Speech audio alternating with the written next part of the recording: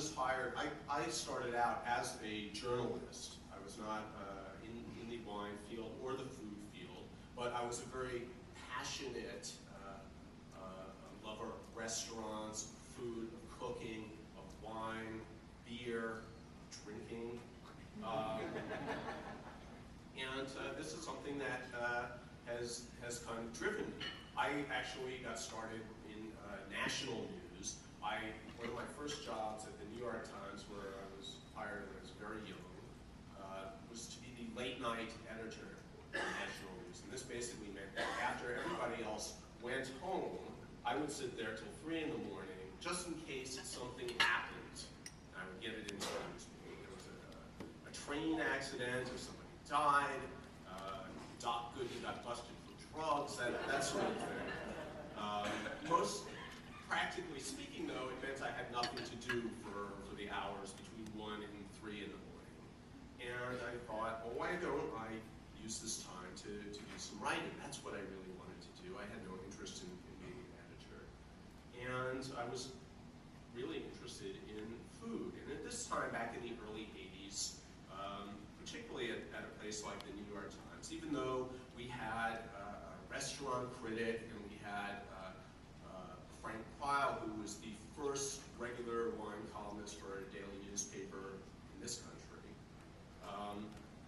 it really wasn't taken that seriously. And most of my colleagues my age wanted to be, they wanted to cover politics, presidential races, go off and follow wars, and be foreign correspondents, and that would be, I had nothing against that. I would have been thrilled to do something like that as well, but I was really passionate about food and wine, and I started using this time to write. And because I had very little competition for getting stories into the food and wine section, I was able to kind of walk right through a door and get my things published.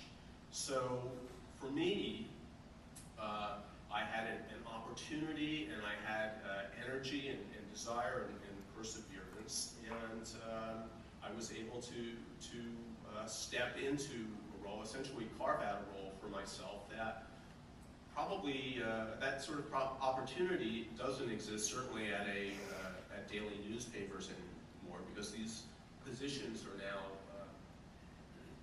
very much coveted.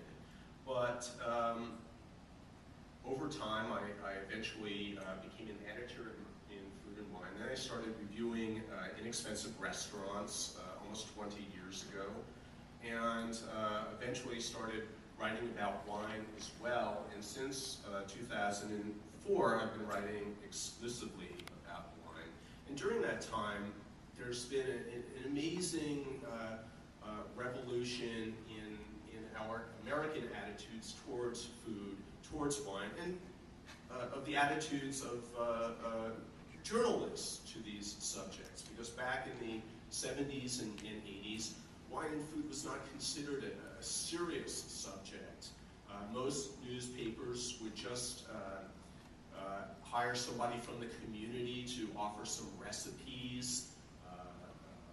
Wine, there were very few wine writers at the time, and those that were there were often very much wrapped up in the wine business, in the wine industry. And while that was a kind of a traditional mode in Britain, it didn't work so well here. Particularly as people began to take the subject more seriously, it became necessary to really carve out a strong journalistic role for covering wine and food. And since then, people have become very serious in the way they cover. They're no longer mixed up with the industry, certainly at the New York Times. And when I took the job of full-time wine writer in 2004, they gave me the title wine critic. And I know in blogs there's often a sort of a battle between the meaning between wine writer and wine critic, in which the writer is said to write profiles and cover the wine industry in a broad, more writerly way.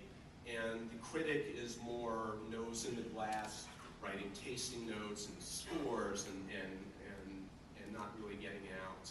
And I don't really see that there has to be a firm divide. At the Times, the critic is a very specific sort of job title that up until then had been reserved for covering matters of culture. We had the film critic, the theater critic, the art critic, dance critic, restaurant critic, and it wasn't until 2004 that wine was considered a subject worthy of having somebody whose primary function was analysis, reflection, treating wine as a matter of culture.